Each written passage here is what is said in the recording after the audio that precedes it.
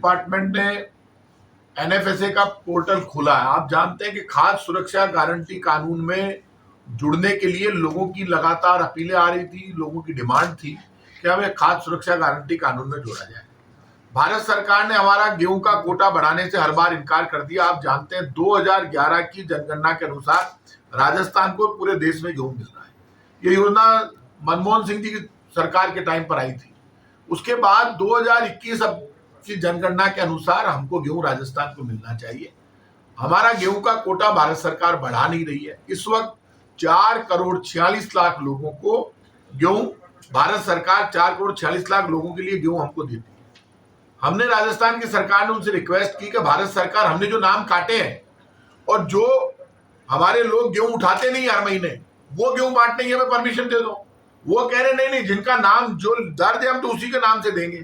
तो मान लीजिए 30 लाख लोग हर महीने गेहूं नहीं लेते हैं और एक नीडी आदमी वहां जाता है, साहब मैं भूखा हूं, मुझे गेहूं दो।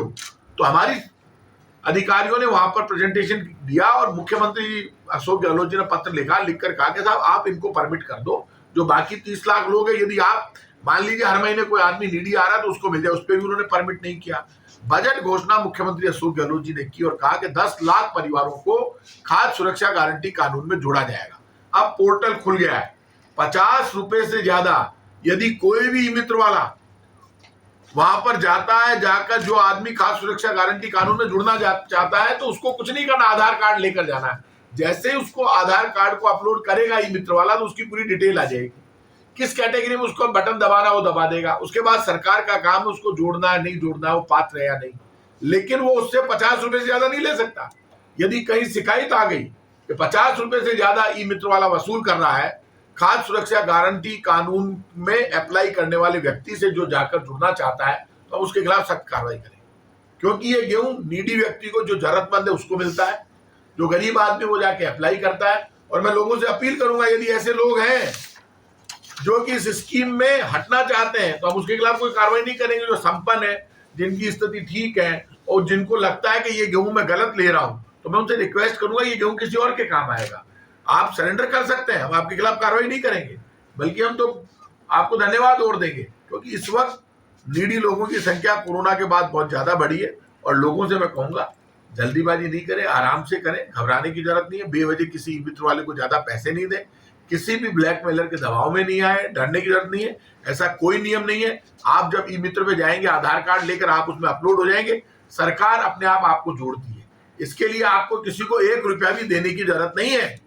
ठग घूम रहे हैं, वो कह देंगे मैं तेरा खाद्य सुरक्षा गारंटी कानून में नाम जोड़ दूंगा, गरीब आदमी उसको पैसे दे देगा और उसके साथ ठगी हो जाएगी। ऐसे किसी आदमी को 1 रुपया भी देने की किसी को जरूरत नहीं है। क्योंकि सरकार चाहती है कि गरीब को, जो जरूरतमंद है, उसको गेहूं मिले। 2 रुपए किलो, 1 रुपए किलो में वो मिलेगा।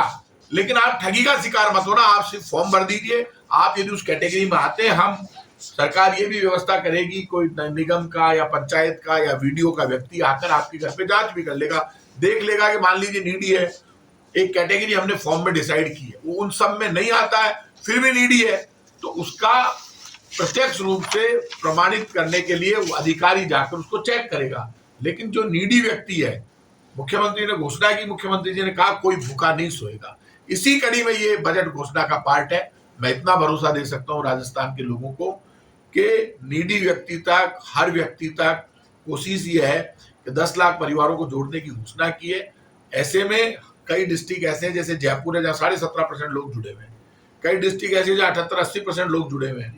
तो ऐसे में कैसे कैटेगरी क्या होगी वो सब हम सिस्टमेटिक करेंगे। सिर्फ ई मित्र वालों से वापस कह रहा हूं, ज्यादा पैसे नहीं ले और लोग किसी की भी ठगी के शिकार नहीं हो। अप्लाई करने के लिए आधार कार्ड लेकर जाए, उससे पूरा आ जाएगा। मान लीजिए किसी का जनाधार कार्ड बना हुआ नहीं है, तो जब वो ई मित्र पर जाए तो आधार जैसे ही लिंक करेंगे, जनाधार नहीं है तो ई मित्र वाला आपका जनाधार कार्ड भी बना देगा। उसके बाद आपका ये खाद्य सुरक्षा गारंटी कानून का फॉर्म भर दिया जाएगा। मैं इतना कह सकता हूँ, सरकार जनता के साथ खड़ी है, कोई भी दिक्कत आएगी तो उसको दूर करेगी। तो क्या ये 10 लाख ही नाम जोड़े जाएंगे, क्योंकि आपके पास 14 लाख का गैप है? केंद्र सरकार की एक बात मानकर चलिए, 10 लाख नाम जोड़ने की घोषणा बजट घोषणा है मुख्यमंत्री जी का पार्ट, वो तो 100% पूरा होना ही है। लेकिन नीडी व्यक्ति, गरीब व्यक्ति, कहीं जहां जरूरतमंद है, ऐसे किसी व्यक्ति को हम रोकेंगे नहीं। सरकार का एक ही मकसद है, कोई भूखा नहीं सोए, वो मुख्यमंत्री जी घोषणा कर चुके हैं। तो अभी आ जाने दीजिए, कितने लोग अप्लाई करते हैं, कितने लोग खाद्य सुरक्षा गारंटी कानून से जुड़ना चाहते हैं। सरकारी कर्मचारी इससे जुड़ नहीं सकता, नहीं जुड़ सकता। सरकारी कर्मचारी जुड़ नहीं सकता, जो संपन्न है उसको नहीं जुड़ना चाहिए। मान लो कोई कार्ड लेकर बैठा है 5 लाख 7 लाख 10 लाख रुपए की, फिर वो जुड़ने की कोशिश करे, उसको नहीं जुड़ना चाहिए। मैं तो फिर कहूंगा यदि कोई संपन्न है तो वो नहीं जुड़े, गरीब व्यक्ति को जोड़ने में मदद करे, ये सरकार की है। तो ये जरूरतमंदों की कोई कैटेगरी भी है क्या? कैटेगरी बना रखी है, बाकायदा कैटेगरी दी हुई है। कौन सी कैटेगरी? वो बहुत लंबी कैटेगरी, कहीं कैसे होगा तो पूरी फॉर्म है, पूरा ई-मित्र पर मिल जाएगा। सर अभी 28,000 सरकारी कर्मचारियों को चिन्हित किया था, उनको हटाने की कार्रवाई भी चल रही है, तो ऐसा कोई मैकेनिज्म अपनाएंगे कि अब केवल पात्र लोग जुड़े हैं, अपात्रों को मौका ना मिले? मैकेनिज्म पूरा अपना रहे हैं, पूरी कोशिश कर रहे हैं, काफी चेंजेस किए गए हैं। अभी हमारे बात हो रही थी तो हमने DOIT के अधिकारी बैठे हैं, तो अभी जब डिस्कस हुआ तो हमने यही कहा कि क्या इसको ऐप में जोड़ सकते हो, हमारे अधिकारियों ने कहा। तो मोबाइल ऐप में, जब मोबाइल में ऐप डेवलप हो जाएगा तो ई-मित्र पे भी जाने की जरूरत नहीं, मोबाइल ऐप में भी लोग निकाल के फार्म भर सकते हैं, हम मोबाइल से भी तो भरते हैं। अब हमने इनसे कहा कि ऐप डेवलप करो 1 महीने के अंदर अंदर, और ऐप डेवलप करके हर मोबाइल में जब होगा तो मान लो आपको कोई मिल गया तो आप अपने मोबाइल में उसको कर दोगे, या किसी के भी पास है तो वो 10 लोगों को अपने यहाँ से कर सकता है। तो इसका ऐप भी डेवलप कर रहे हैं जिससे लोगों को सुविधा मिले। तो क्या जयपुर शहर के अंदर 17.5% का ही आंकड़ा क्यों रह पाया? आपने तो पिछली जब सरकार थी, मंत्री रमेश मीणा खुद मंत्री थे, आप खुद बैठ के लेके आए, फिर भी उसका दायरा नहीं बढ़ चुका, शिविर भी लगाए गए, आप किस तरह बढ़ाएंगे? अब देखिए एक बात आप मान कर चलिए, दायरा बढ़ाने के लिए ही बजट घोषणा की गई है। तो मान लो कहीं कहीं से कोई दिक्कत भी आए तो बजट घोषणा का पार्ट तो पूरा होता ही है। उसके लिए राजस्थान बजट घोषणा तो हमारे बजट का पार्ट है, हमारे बजट में से भी हमने करना पड़ा तो हम करेंगे। इसका बजट घोषणा का मतलब तो यही हुआ ना। पिछली बार जब हमारी सरकार 2013 में चली गई थी तब ये नाम इन्होंने काटे बीजेपी, हमने नहीं काटे किसी के भी नाम तब के काटे। हम तो जोड़ रहे हैं, हमारा काम लोगों को रोजगार और रोटी उपलब्ध कराना, हमारा काम ये नहीं काटना। काटने का काम बीजेपी ने किया, जोड़ने का काम हम कर रहे हैं।